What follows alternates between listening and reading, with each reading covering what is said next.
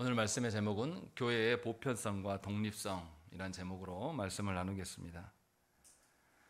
우리가 지난주에 고린도후서 1장 1절부터 11절의 말씀을 보았습니다. 거기에서 바울이 무슨 이야기를 했냐면 모든 그리스도인들, 모든 교회된 자들은 세상과 결코 섞일 수 없기 때문에 세상으로부터 늘 외면받고 고난을 받을 수밖에 없음을 밝혔습니다. 그런데 이 고난이 고난으로만 남는 것이 아니라 도리어 세상과 구별되는 증거, 확증이 될 수 있기 때문에 고난을 통하여서 성도는 하나님의 위로를 볼 수 있게 되며 고난 가운데서 하나님 나라를 소망함으로 참된 자로 구별되어서 살아갈 수 있는 근거가, 계기가 될 수 있음을 말씀을 했습니다. 그래서 모든 성도에게 고난은 당연한 것이고 모든 성도의 그 고난 가운데 있는 자들을 하나님께서 하나님 나라로 위로하시며 그렇기 때문에 고난을 겪는 성도는 감사할 수 있다라는 것을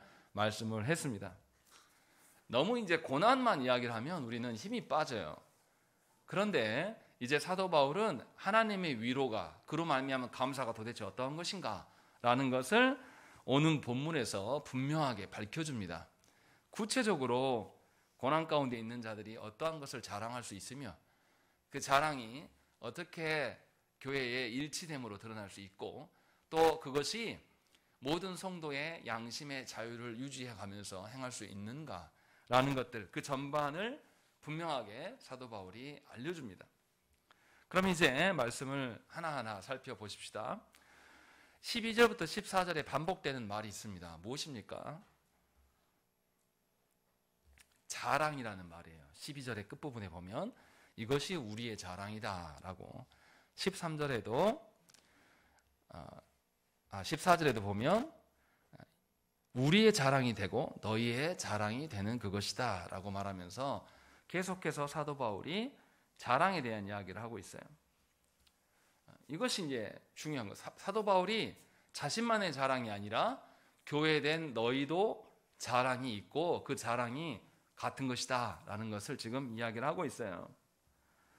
앞서서 사도 바울이 모든 그리스도인들에게 고난이 있을 것을 말씀을 했어요. 그것만을 강조하면 우리가 무기력한 존재인 것처럼 아무 힘이 없는 누군가에 의해서 계속 움직여가는 수동적인 존재로 느껴질 수 있습니다. 그런데 바울은 교회된 자들, 자신의 자랑만이 아니라 고린도 교회에도 모든 것이 자랑이 있다라고 밝히면서 그 자랑이 무엇인지를 우리에게 알려줍니다.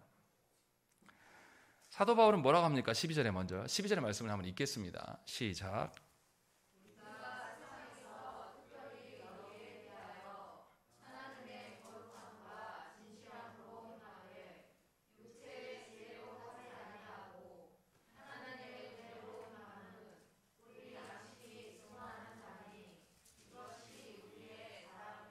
예, 사도 바울은 분명하게 뭐라고 그러냐면 내가 교회된 너희들을 대할 때에 하나님의 거룩함과 진실함으로 행해왔다라고 이야기를 해요. 이것이 나의 양심으로 인한 자랑이다라고 말하고 있는 겁니다. 이 말의 의미가 무엇일까요? 사도 바울은 성도들을 대할 때에 세상의 지혜나 경험으로 말하지 않습니다. 사람들의 어떠함으로 말하지 않고 그리스도로 말미암아서 그들이 교회된 자들이기 때문에 분명하게 하나님의 은혜의 방식으로 그들을 대해주는 거예요. 더 쉽게 말하면 하나님께서 그들을 하나님의 시각으로 보셨기 때문에 자신도 하나님이 보는 그 시각으로 보았다라는 거예요. 그래서 세상의 방식이 아니라 육체의 지혜로 하지 아니하고 거룩함과 진실함으로 대해왔다라는 것을 알려주고 있고 이것이 교회의 자랑이다라고 말하고 있습니다. 어떤 사람들은 교회를 바라볼 때에 지극히 개인적인 방식으로 교회를 바라보곤 합니다.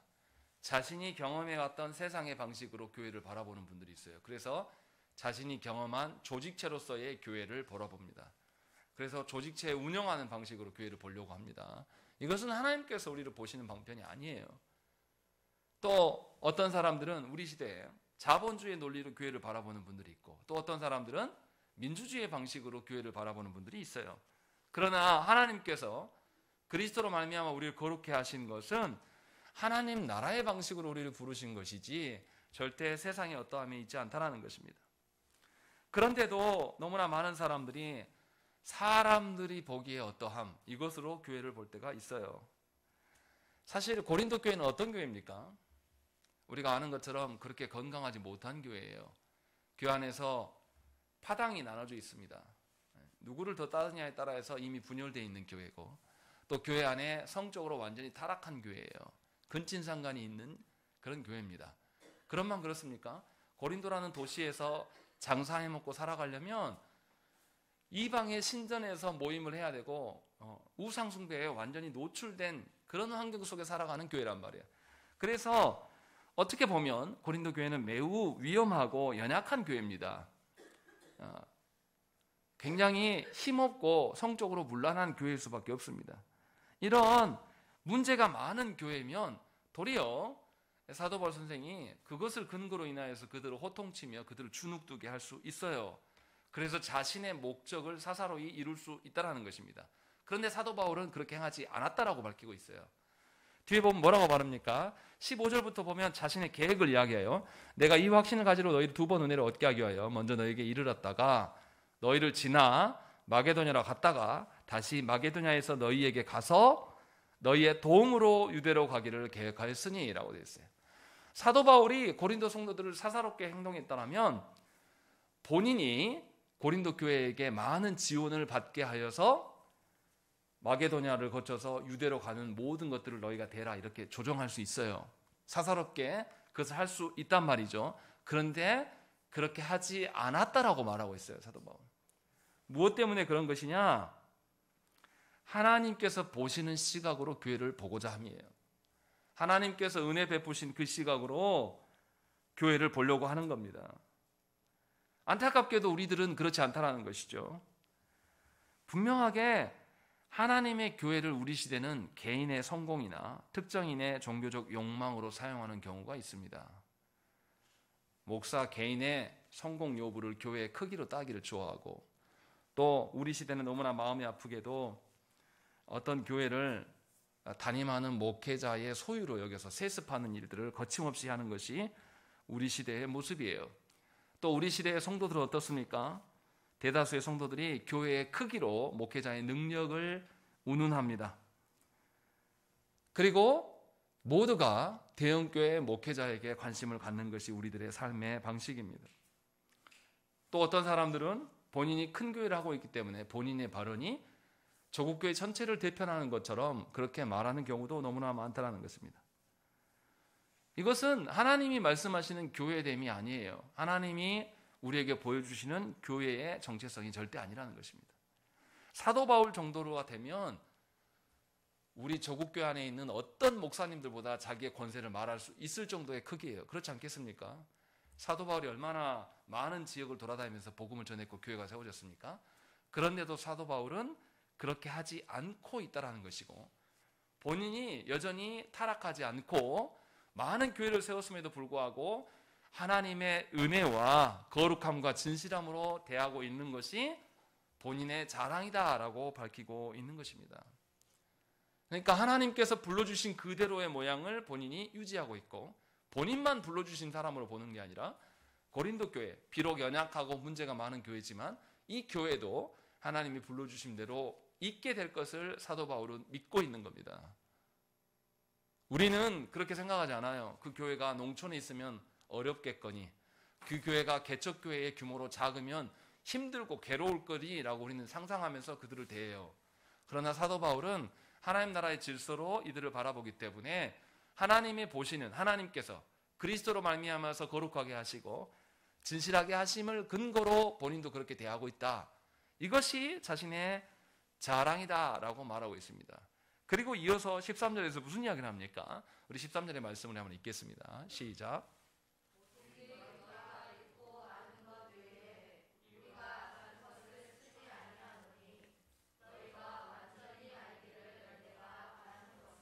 예, 13절에 무슨 이야기를 하냐면 오직 너희가 읽고 아는 것 외에 다른 것을 쓰지 않는다라는 거예요. 여기서 읽고 아는 게 뭡니까? 예, 하나님의 말씀이에요. 하나님의 말씀 외에는 다른 어떤 것도 교회됨으로 사용하지 않고 있다라고 이야기하는 거예요. 자신의 경험이나 자신의 체험, 그 시대에 유행하였던 헬라적인 지혜들, 이런 것들을 활용하지 않고 기록된 계시의 말씀 외에는 어떤 것도 활용하지 않고 있다는 것입니다. 그래서 하나님이 주신 말씀을 근거로 교회를 세워가야 되는 것이 우리가 해야 될 일이다라는 것을 분명하게 밝히고 있어요. 그런데 우리의 현실은 어떠한가? 14절에 나와 있습니다. 14절에 보시면 너희가 우리를 부분적으로 알았으나 우리 주 예수의 날에는 너희가 우리의 자랑이 되고 우리가 너희의 자랑이 되는 그것이다 라는 것이에요. 이 말씀이 무엇입니까? 우리가 구원은 받았지만 아직도 우리 안에 죄성이 가득합니다. 그래서 하나님에 대해서 부분적으로밖에 알 수가 없어요. 그러면 우리가 그렇다고 절망적인 존재입니까? 사도 바울은 그렇지 않다라는 것이에요. 예수께서 다시 오실 날에 바울 자신만이 아니라 고린도 모든 성도들까지도 성도로서 합당하게 세워질 날이 있게 될 것이다. 그날은 예수님에 대해서 확실히 알게 될 것이고 서로가 서로에게서 누구를 발견하게 되냐면 하나님의 어떠하심을 발견하게 될 것이다라는 거예요. 그래서 사도 바울이 뭐라 그러냐면 예수의 날에는 너희가 우리의 자랑이 되고 우리가 너희의 자랑이 되는 그것이다 라고 말씀하고 있는 거예요. 한쪽을 빼놓고 말하면 이상한 말이 됩니다. 사도 바울이 고린도 성도를 보면서 너희가 내 자랑이다 라고 말하면 교만하게도 쓰일 수 있습니다. 무슨 말입니까? 고린도 교회는 사도 바울이 세운 교회예요. 그러니 사도 바울이 돌아다니면서 봐라, 나는 빌립보 교회도 세웠고 에베소 교회도 세웠고 고린도 교회도 세웠어. 이것은 사람의 자랑이 되는 겁니다. 그런데 사도 바울은 그렇게 말하지 않아요. 너희가 우리의 자랑, 나와 디모데의 자랑이 되는 것뿐만 아니라 우리도 너희의 자랑이 될 것이다 라고 이야기하는 겁니다. 예수님이 오시는 그날에. 이게 무슨 말입니까?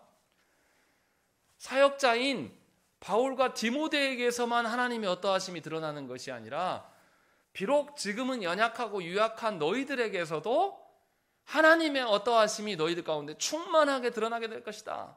그래서 예수님이 오시게 될 때 그날에 우리는 서로가 서로에게 교회됨으로 인하여서 그것으로 인하여서 자랑하게 될 것이다 라고 분명하게 사도 바울은 언급하고 있는 겁니다.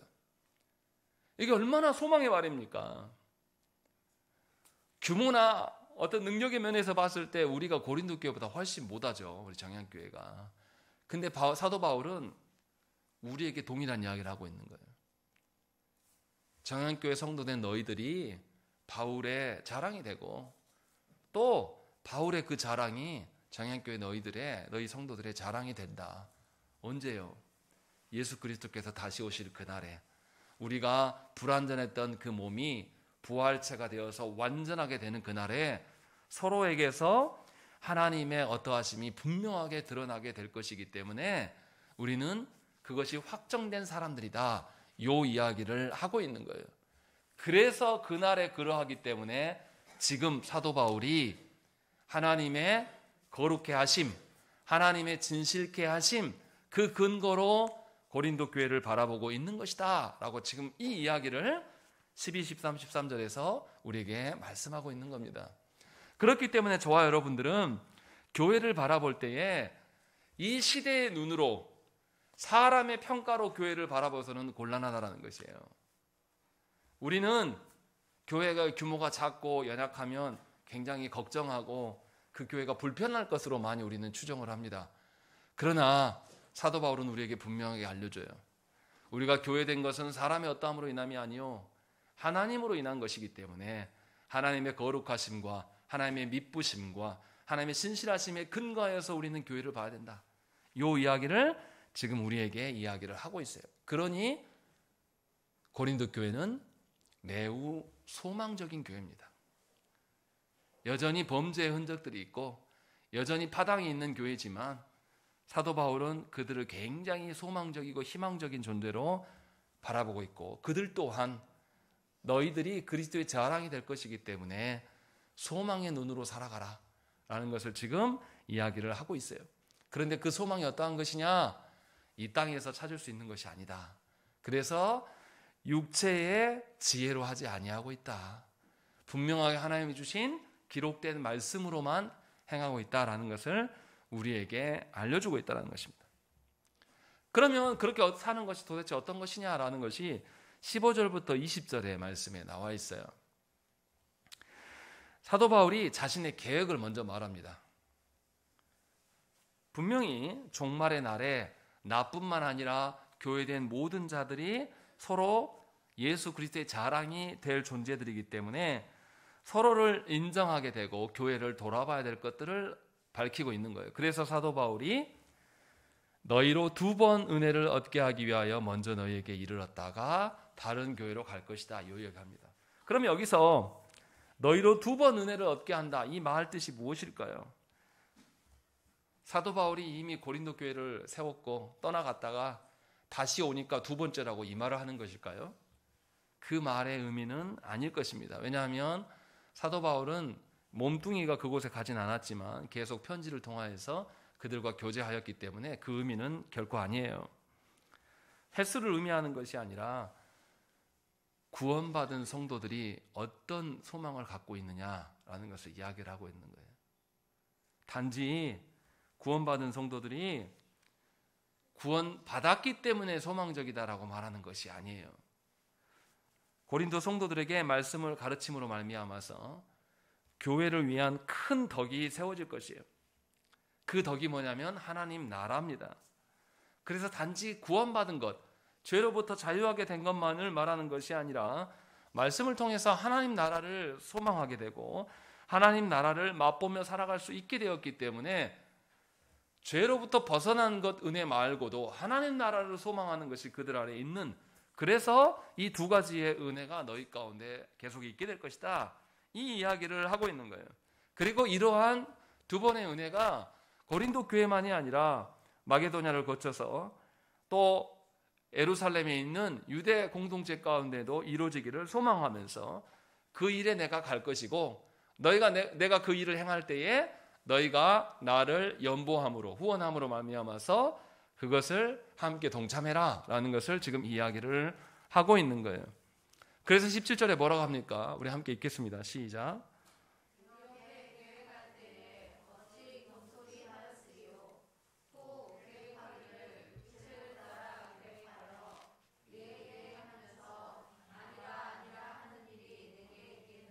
예, 사도 바울 선생은 분명히 무슨 이야기 합니까? 자신의 계획이 경솔하게 세운 것이 아니다라고 말하는 거예요. 하나님 앞에서 신실하게 행했고 그렇기 때문에 번복할 수 없는 것이다 라고 말하는 거예요. 이 말을 이렇게 생각하시면 쉬워요. 예수 믿고 단지 이 세상에서 자유하게 되려고 살아가는 사람과 예수 믿고 자유하게 된 것뿐만 아니라 하나님 나라를 소망으로 두고 하나님 나라를 목표로 두고 살아가는 사람은 다르다라는 거예요. 이 세상의 논리에 여전히 젖어들어 살아가는 사람들은 상황과 처지 따라서 자신이 하나님을 향한 결심들이 계속 번복될 수밖에 없습니다. 수정될 수밖에 없어요. 그러나 예수 믿고 하나님 나라를 보고 살아가게 되는 사람들은 하나님 나라에 초점을 맞춰두고 살기 때문에 변함이 없는 거예요. 그의 인생의 계획이 하나님의 계획과 일치되어서 수정되지 않는, 번복되지 않는 삶을 살아가게 될 것이다 라는 것을 사도 바울은 지금 이야기를 하고 있고 자신 또한 그러한 삶을 살고 있다라는 것이죠. 그러니까 예수를 바르게 믿으면 신앙생활이 한결같다라는 것이에요. 처지나 환경에 따라서 요동하는 것이 아니라, 처지나 환경에 따라서 요동했다라는 것은 그가 하나님 나라의 기준으로 산 것이 아니라 이 땅의 질서로 살기 때문에 그래요. 이 땅의 질서에 따라서 내 삶이, 내 처지가 달라지면 언제나 이것들을, 하나님께 고백했던 것들을 수정해야 돼요. 변경해야 돼요. 그러나 사도 바울은 그렇지 않다라는 것이죠. 이렇게 할 수 있는 근거가 무엇이냐? 18절에 하나님은 미쁘시니라 우리가 너에게 한 말은 예하고 아니라 함이 없노라 라는 것이죠. 하나님이 신실하시기 때문에 그러하다라고 바울은 그 근거를 제시하고 있는 것이에요. 우리는 여기서 이 말을 깊이 알아들어야 됩니다. 성도와 교회의 직분자 모두는 교회를 세움에 있어서 늘 하나님의 언약에 한결같은 태도를 가져야 됩니다. 자신의 처지와 상황 따라서 자신의 직분을 지켰다가 지키지 않는다가, 아니면 자신의 성도됨을 계속 변경시키는 것, 또 자신의 목적을 관철시키기 위해서 교회 안에서 자기의 주장을 내세우는 것, 또 자신의 어떠한 다른 목적을 이루기 위해서 직분을 사사롭게 수행하는 그 모든 것들, 이것은 하나님 앞에서 통과될 수 없는 이야기다라는 것을 우리에게 알려주는 것이죠. 왜냐하면 우리가 성도된 것과 우리가 직분자 된 것은 다 하나님의 영원한 작정 속에서 계획되어 있는 거예요. 수정될 수 없는 것이며 하나님께서 온전히 세워져 가는 것이기 때문에 우리가 번복할 수 없는 것이다 라는 것을 분명하게 알려주는 겁니다. 그러니 우리의 성도됨을 우리 현실의 어떠함으로 말하면 곤란해요. 우리의 직분자됨도 우리의 현실함의 어떠함을 발견하는 것이 아니라 하나님께서 말씀하시는 그 작정 속에서 우리 자신을 봐야 된다는 것이죠. 그렇기 때문에 하나님의 작정과 계획을 우리가 알아야 됩니다. 하나님의 계획을 알지 못한 채로 우리가 살아갈 수가 없어요.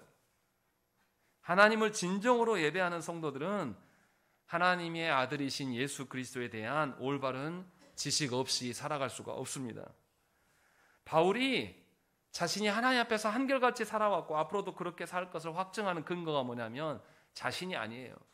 분명히 삼위 하나님의 미쁘심, 삼위 하나님의 신실하심에 근거하고 있다라는 것을 분명하게 밝히고 있는 겁니다.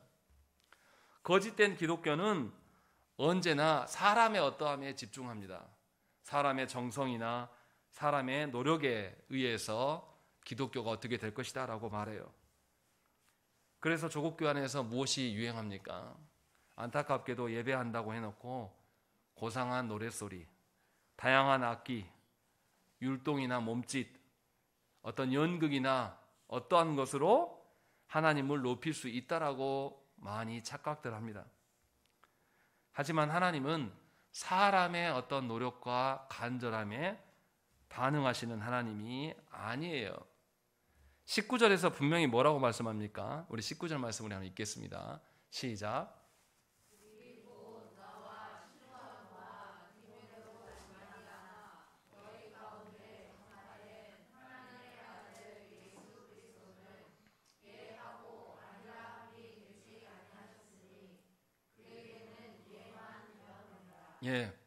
예수께서도 하나님 앞에 순종의 모습만 보였지 불순종한 것이 아니다라고 말하는 거예요. 예수님은 어떤 순종을 보이셨습니까? 하나님이심에도 불구하고 자기 뜻대로 구원의 일을 행하시지 않았어요. 항상 누구에게 물었습니까? 성부께 물었어요. 성부의 계획하심을 온전히 이루시기 위해서 주님은 그 고통의 십자가를 감당하셨습니다. 심지어 십자가상에서도 구약의 말씀을 이루기 위하여서 하나님께 순종함을 보이시다가 죽으셨어요. 이것이 예수 그리스도의 행하신 바예요. 그리고 그로 말미암아서 우리가 구원받은 자들이 된 것이죠. 그렇기 때문에 모든 성도는 그리스도의 순종 앞에서 아니다 할 수 없다는 것이죠. 그래서 사도 바울이 19절에 나와 실로아노와 디모데도 예수 그리스도께서 보여주신 그 성부에 대한 순종이 있기 때문에 그것에 근거하여서 우리도 순종의 삶을 살아가고 있다라는 것을 밝히고 있는 것입니다. 그러므로 모든 성도는 하나님의 약속과 그리스도 안에서 순종해야 될 자들이지 결코 타락한 인간의 열정으로 살아갈 수 있는 자들이 아니라는 것입니다. 성부께서도 당신의 뜻을 예수 그리스도를 통해 성취하게 하셨는데 어떻게 우리 같은 존재들이 그리스도를 떠나서 우리의 인생의 처지와 상황을 근거로 하나님 앞에 번복하는 삶을 살 수 있겠습니까? 그것은 온당한 삶이 아닌 것을 분명하게 사도 바울 선생이 권면하고 있는 거예요. 그러니까 모든 그리스도인들에게 모든 교회 안에 똑같은 보편성이 있는 거예요. 그리스도께서 보이신 순종으로 인한 그 은덕들로 우리가 성도가 된 겁니다. 그래서 그 근거로 교회를 서로 바라봐야 될 것들을 지금 계속 이야기를 하고 있는 거예요. 그리고 나서 이러한 그리스도께서 우리에게 행하신 그 보증이 실제적으로 어떻게 확보되느냐가 21절과 22절에 나와 있어요. 21절 말씀 보십시다.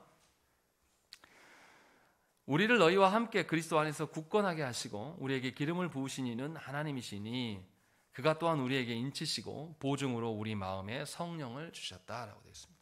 여기에 보면 기름을 부으신 것과 성령을 주심으로 예수 그리스도께서 행하신 것이 너희에게 적용되고 너희에게 계속 지속되어진다라고 말씀하고 있는 겁니다. 그러면 여기서 기름 부으심이 도대체 어떤 의미인가 이것을 알아야 돼요. 요한일서 2장 27절 말씀에 뭐라고 되어 있냐면요, 너희는 주께 받은 바 기름 부음이 너희 안에 거하나니 아무도 너희를 가르칠 필요가 없고 오직 그의 기름 부음이 모든 것을 너희에게 가르치며 또 참되고 거짓이 없으니 너희를 가르치신 그대로 주 안에 거하라, 이렇게 말씀해요. 사도 요한은 하나님으로부터 기름 부음 받음이 교회와 성도들에게 모든 것을 알게 한다고 말씀하고 있는 겁니다. 즉 기름 부음 받음이 진리와 연관된 것이에요. 하나님의 계획과 하나님의 뜻과 연계되어 있는 것임을 우리가 알 수 있어요. 그러므로 참된 교회는 사람의 지혜를 통해서 배울 수가 없습니다. 사람에 의존해서 살아갈 수가 없어요. 하나님의 기름 부음을 통해서 진리를 알아가는 것이 참된 교회의 성도됨이에요. 그러니까 하나님께서 계시하여 주신 말씀을 성령께서 우리 가운데 깨닫게 하시는 것이 바로 기름 부음이죠. 다른 게 아니에요. 다른 능력이나 은사나 이게 중요한 것이 아니라 아까 성경 공부 때 말씀드렸지만 은사나 어떤 기적이 일어나는 것은 사람마다 일어날 수도 있고 안 일어날 수 있고 하나님의 주권 안에 있어요. 그러나 하나님의 말씀을 깨닫고 하나님 나라를 바라보는 것은 모든 성도들에게 있는 보편적인 현상이에요. 그래서 성령님의 역사하심은 말씀을 깨닫게 하시고 말씀대로 살게 하시는 하나님의 역사고, 그로 말미암아 예수 그리스도께서 성부 앞에서 어떻게 행하셨는가를 그 순종을 보게 하시는 거라라는 것을 분명하게 우리를 보여주고 있는 거예요. 그래서 하나님께서 구약의 제사장들에게 기름 부으셨습니다. 그래서 어떻게 했습니까? 기름 부음 받은 자들만이 성전에 나아가서 하나님께 예물을 바치고 성전에 거할 수가 있었습니다. 신약시대에도 기름 부음은 구별됨과 상속됨을 의미합니다. 이 말이 무슨 말이냐면 구약시대부터 하나님의 뜻이 밝혀졌던 것들이 계속 언약 백성 안에 유지되어 왔어요. 이것을 상속의 개념이라고 이야기합니다. 같은 말씀이. 그래서 이것이 오늘날까지 이어집니다. 하나님의 뜻이. 그래서 오늘날에는 이것이 기름 부음의 상징이 뭐로 드러나냐면 세례와 직분자 안수를 통해서 분명하게 시행되는 것입니다. 정리하면 교회는 하나님께서 사도들에게 기름을 부으심으로 역사적 교회들에게 사도의 가르침이 상속되게 하셨습니다. 그래서 우리는 하나님의 말씀, 사도로부터 이어진 하나님의 말씀을 바르게 배우고 바르게 가르쳐야 될 책무가 있는 것이에요. 그래서 현대의 모든 교회도 과거에 있었던 그 교회들과 동일하게 세례와 성찬을 통해서 지속적으로 시행되어지고 직분자들을 합당하게 세워서 온전한 사역을 통해서 하나 된 교회를 이루어가는 것이에요. 독립적인 우리의 교회만 있는 것이 아니란 말이에요. 사도 바울 시대에 그 타락한 고린도 도시 안에서도 고린도 교회 성도들이 말씀을 부여잡고 종말의 날에 그리스도의 자랑이 될 수 있었던 것은 독립적으로 독단적으로 그들 자신이 열심히 했기 때문이한 것이 아니라 과거로부터 있었던 하나님의 그 구원의 계획, 하나님의 다스리심이 그들에게 분명하게 선포되었고 그것으로 인하여서 그들이 온전한 하나님 나라를 바라보게 된 것이기 때문에 가능하다라는 거예요. 그것이 우리에게도 동일하게 적용되는 것이에요. 자꾸만 우리 시대는 달라, 내 처지는 달라, 내 삶은 달라 이렇게 말하지 말라라는 거예요. 하나님께서 모든 구원받은 자들, 하나님께서 모든 교회로 불러 모으신 자들은 하나님의 놀라운 그 능력과 계획 안에서 이 모든 것들이 진행되어져 가는 것이에요. 그런데 우리는 늘 어떻게 생각하냐면 내 가정의 처지는 달라, 내 직장의 삶은 목사님이 몰라, 나만 처한 것이야, 이런 논리로 우리는 자꾸 빠져들어가요. 이것이 처음 사도 바울이 말했던 12절에 밝혔던 육체의 지혜로 행하는 것입니다. 나만 다를 것이다, 나만 특수할 것이다. 우리 시대는, 옛날에 없었던 우리 시대는 AI 시대 아니냐, 인공지능의 시대니까 애들은 거 다르다, 우리 시대는 뭐 과학이 발달하니까 다르다, 이러한 우리만 특별하다고 생각하는 것은 교회의 보편성을 무너뜨리는 거예요. 분명하게 하나님은 과거나 현재나 미래나 상관없이 말씀을 주시고 말씀을 깨닫게 하시는 성령님의 역사로 말미암아서 모든 교회를 동일하게 붙잡고 계신다는 것입니다. 그래서 그리스도께서 오게 되실 그날에 우리 모두가 서로에게서 삼위 하나님의 행하심이 드러나야 되는 거예요. 사도 바울은 지금 이것을 우리에게 계속 이야기를 하고 있는 겁니다. 그래서 소망이 있다라고 말하는 거예요. 그러니 여러분들의 성품이 어떻고, 여러분들의 가정의 형편이 어떻고, 여러분들의 직장의 삶이 어떻고, 이것을 근거로 말미암아서 우리가 울었다가 기뻐했다가 이렇게 할 필요가 없다는 거예요. 근데 우리는 사실 그것에 많이 연연하죠. 내 인생에서 이 나이가 되어서 무엇을 해내야 되고, 또 이 나이가 됐을 때는 무엇이 있어야 되고, 기대한 바대로 되지 않은 것 때문에 골치가 아프고 괴롭고 눈물의 나날을 보내지만, 사도 바울은 그 말을 한마디도 하지 않습니다. 그렇게 고린도 성도들에게 권면하고 있는 거예요. 그러면서 사도 바울이 마지막으로 아주 특이한 말을 합니다. 23절 말씀 우리 한번 읽겠습니다. 시작.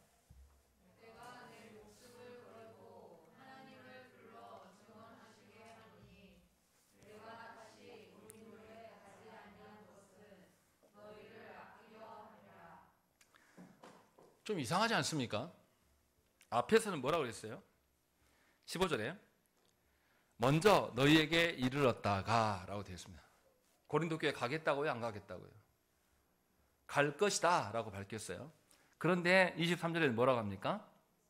다시 고린도에 가지 아니한 것은 라는 것이죠. 이 말은 간다는 소리입니까? 안 간다는 소리입니까? 앞으로는 갈 거예요.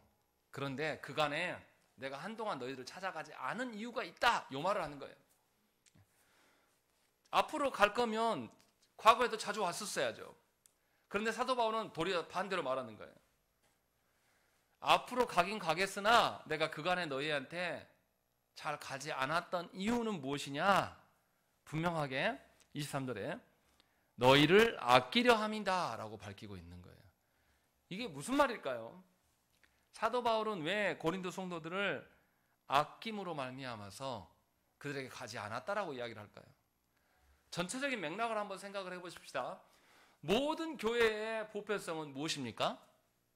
어느 교회나 동일하게 삼위 하나님의 계획하심과 삼위 하나님께서 베푸신 그리스도로 말미암아 행하신 그 언약으로 말미암아서 모든 교회가 거룩하게 되었고 하나님 나라를 소망하며 살게 되었다는 거예요. 그러면 고린도 교회의 성도된 자들은 누구를 의지해야 됩니까? 하나님을 의지해야 돼요. 그래서 사도 바울 선생이 안 간 겁니다. 반대로 사도 바울 선생이 고린도 교회를 개척하고 교회가 세워져서 이제 교회다운 면모를 갖췄을 때 떠나갔다가 고린도 교회 안에 어려움이 있었습니까? 없었습니까? 너무 많았어요. 교회 안에 파당이 있고 교회 안에 근친상간의 일들이 있고 교회 안에 우상숭배하는 일들이 생기고 우상숭배의 음식들을 갖다가 막 먹기도 하고 이러면서 막 교회 안에 질서가 없고 굉장히 혼란스러운 교회가 된 말이에요. 그때마다 사도 바울이 돌아와서 문제를 해결하고 문제를 해결했다면 고린도 성도들이 누구를 의지했을까요? 사람 바울을 의지했을 것입니다. 모든 교회에게 주신 하나님의 삼위 하나님의 그 어떠하심이 아니라 사람을 쳐다보고 의지할 것을 사도 바울은 너무나 잘 알았어요. 그래서 의도적으로 가지 않았다라고 이야기를 하고 있는 거예요. 그래서 24절 뭐라고 합니까? 우리가 너희 믿음을 주관하려는 것이 아니요 오직 너희 기쁨을 돕는 자가 되려 함이니 이는 너희가 믿음에 섰음이라 라고 이야기하는 거예요. 사도 바울 선생이 원하는 믿음이라는 것은 사람에게 달려있는 게 아니에요. 사도 바울 선생이 말하는 모든 교회에 베푸시는 보편적인 은혜라는 것은 사람에 속한 게 아니에요. 하나님께서 친히 그들에게 행하시는 거예요. 그래서 모든 고린도 성도들이 사람을 의존함이 아니라 진정으로 하나님을 보기를 소망했다라는 거죠. 그래서 분명하게 주관하는 게 내가 아니라 하나님이셔야 된다라는 것을 24절에서 분명하게 밝히고 있는 거예요. 한국교회에다 적용을 해보십시다. 한국교회에다 적용하고 한번 생각을 해보십시다. 우리가 잘 아는 정말로 목회를 잘 하시고 거룩하게 살다 가신 옥하는 목사님이 아직 살아계신다고 생각을 해보세요. 오카는 목사님이 부활절 행사를 맡아서 우리가 주일날 오후에 오카는 목사님이 우리 교회로 오신다. 만약에 우리 어떻게 하겠습니까? 제 질문이 어렵습니까? 오카는 목사님이 설교하러 오신다. 그럼 우리 교회 오후에 어떻게 될까요? 다 차버려요. 이것을 엄밀하게 이야기하면 하나님을 의지하는 겁니까? 사람을 의지하는 겁니까? 사람을 의지하는 것. 사도 바울은 이것까지도 끊어야 된다고 지금 말하고 있는 거예요. 자신으로 인하여서 교회에 주셨던 교회의 독립성, 각 교회에 하나님께서 양심을 허락하시고 그 양심이 성령님 앞에서 살아갈 수 있는 모든 것들을 주셨는데 우리는 그렇게 행하지 않아요. 그래서 교회 안에서 무슨 싸움을 합니까? 사람들끼리 주도권 싸움을 해요. 누가 더 큰 자인가? 커 보이고 위대한 목사님이 오면 우리는 반응을 합니다. 그런데 별로 커 보이지 않고 연약한 목사가 설 때는 반응하지 않아요. 우리는. 왜냐하면 하나님의 어떠함으로 보지 않아요. 하나님의 메신저로 서로를 보지 않고 사람을 쳐다봅니다. 그래서 있어 보이는 것, 분명히 하나님은 모든 교회에 삼위 하나님의 어떠하심을 부여하셨고 모든 교회에게 보편적으로 부여하신 것뿐만 아니라 모든 성도들이 하나님 앞에 설 수 있도록 그 독립성을 개개인에게 다 줬어요. 그런데 우리는 어떻게 행동하냐면 주도권을 잡아채려고 합니다. 특히 누구에게요? 여러분들 누구에게 갑질을 합니까? 신앙 이야기하면서 누구에게 윽박질러요? 여러분 자녀들에게 그러지 않습니까? 여러분 자녀들을 품 안에 두는 것이 아니라 하나님 앞에서 온전히 서도록 밀쳐내는 것이 아니라 왜 너 교회 안 가? 왜 성경 안 봐? 누가 이미 다 정리해버린 거예요. 부모된 우리가 주도권 행사하려고 하는 거예요. 이 아이는 누구 앞에서 해야 됩니까? 하나님 앞에서 해야 돼요. 본인 스스로가 하나님 앞에서 해야 돼요. 그래서 그리스도의 순종을 이 아이가 봐야 되는 것이지 내가 정해놓은 거 따라가는 그게 아니에요. 다시 적용해서 이야기를 해볼까요? 우리 교회가 아주 연약한데 노예의 어떤 큰 교회 목사님이 야 니네 장로도 없잖아. 내 말 들어. 야, 본인이 와서 마음대로 우리 교회 와서 한다고 해보세요. 여러분들 인정됩니까? 우리 그거 싫어하지 않습니까? 그런데 실제적으로 조국교회 안에 그런 일들이 일어나요. 큰 교회 목사님들이 조국교회를 다 대표한 것처럼 말하고 큰 교회 목사들이 모든 헤게모니를 주려고 해요. 그리고 우리는 그 속에서 그냥 그러고 있는 거예요. 그러나 분명하게 사도 바울은 뭐라고 합니까? 24절에 우리가 너희 믿음을 주관하려는 것이 아니다 라고 이야기해요. 내가 너희 믿음을 주관할 수 없다. 너희 스스로가 하나님 앞에서 해야 된다. 오직 너희 기쁨을 돕는 자가 되는 것이 내 몫이고 너희가 믿음에 서야 될 일이 더 중요하다. 이 이야기를 하고 있는 거예요. 그러니까 우리 모두는 하나님께서 각자가 친히 다스리실 수 있도록 하나님 앞에 그들에게 양심의 자유를 보존해 주면서 서게 하는 것에 조력자로 서는 것뿐이에요. 그런데 어찌된 영문인지 우리는 교회 안에서 주도권 싸움을 하려고 하고 그 주권이 나에게 있어야지만 직성이 풀린단 말이에요. 특히 가정에서도 자녀들이 하나님 앞에 정직하게 설 수 있는 기회를 부모가 내주면서 기다리는 것이 아니라 본인이 나서서 이 아이가 무슨 생각을 하는지 확인하지 않은 채로 야 이거 해. 부활절이니까 부활절 헌금해. 성경 읽어. 예배 가정예배 드리기 이리 와. 이런 식으로 살아간단 말이에요. 하나님께서 우리에게 그런 권한을 주신 적이 없어요. 사도 바울도 분명하게 고린도 교회에게 얼마든지 내가 주권자고 내가 갈 테니 내 사역을 위해서 너희 헌금하고 나 도와. 이렇게 한국식으로 하면 할 수 있습니다. 그런데 사도 바울은 그렇게 하지 않아요. 내가 너희 믿음을 주관할 수 없다. 왜냐하면 하나님께서 주신 것이기 때문에. 이것이 교회의 독립성입니다. 그러니 저와 여러분들은 모두를 하나님 앞에서의 성도됨으로 서로를 발견해야 돼요. 제가 목사라고 해서 여러분 앞에서 여러분들을 평가하고 1등 신자부터 꼴등 신자를 정해놓고 제가 서열 정하는 것은 하나님 앞에 큰 범죄입니다. 근데 우리는 은연중에 이런 삶을 살아가는 거예요. 분명히 하나님은 모든 교회에 보편적으로 삼위 하나님에 대한 지식, 성경을 주셨어요. 그러면 우리 모두는 성경 앞에 서야 됩니다. 그리고 하나님께서 모든 교회, 모든 성도들에게 하나님 앞에 각자가 양심의 자유로 설 수 있는 기회를 다 허락하셨어요. 그럼 우리는 누구를 의존할 것이 아니라 하나님 앞에 서야 돼요. 이게 더 무서운 이야기예요. 사람에게 의존하는 것이 아니라 하나님 앞에 직접 여러분들이 서셔야 한다는 것이죠. 이것이 교회된 우리에게 있어야 된다는 것이죠. 마치 자기 손을 거치지 아니하면 교회가 큰일 날 것처럼, 마치 내 손을 거치지 아니하면 교회가 합당하게 서지 못할 것처럼 생각하는 것은 우리의 엄청난 교만이고 남들의 양심의 자유까지도 다 앗아가는 도둑질이에요. 하나님은 우리 모두를 친히 다스리십니다. 그래서 예수 그리스도께서 오실 그날에 우리 모두에게서 하나님의 어떠하심이 드러나야 돼요. 그때 우리가 서로를 보면서 자랑해야 됩니다. 우리가 서로를 보면서 누구 형제를 보니 그리스도의 온전함이 드러나니 내 자랑이다. 또 상대방도 나를 보면서 당신에게서 성령님의 어떠하심이 드러나니 나의 자랑입니다. 그래서 온전히 우리 모두가 각각이 하나님 앞에서 온전한 성도됨과 교회됨으로 세워가야 돼요. 그래서 교회 안에 주신 게 뭡니까? 각각의 교회 안에 교회의 독립성을 주신 거예요. 그래서 교회가 어떻게 해요? 목사와 장로를 통해서 하나님의 말씀을 선포하게 하고 성례를 집행할 수 있는 권한을 주신 거예요. 이 일을 노예나 총회에서 관여할 수 없어요. 교회의 권한으로 주신 겁니다. 그런데 우리는 자꾸 헤게모니 싸움하면서 누군가가 그것을 빼앗으려고 하고 붙잡으려고 해요. 직분자들이 기억해야 될 것들은 하나님의 보시기에 합당한 것들을 세워나가야 돼요. 사람의 어떠함이 아니라, 사람의 주도권 싸움이 아니라.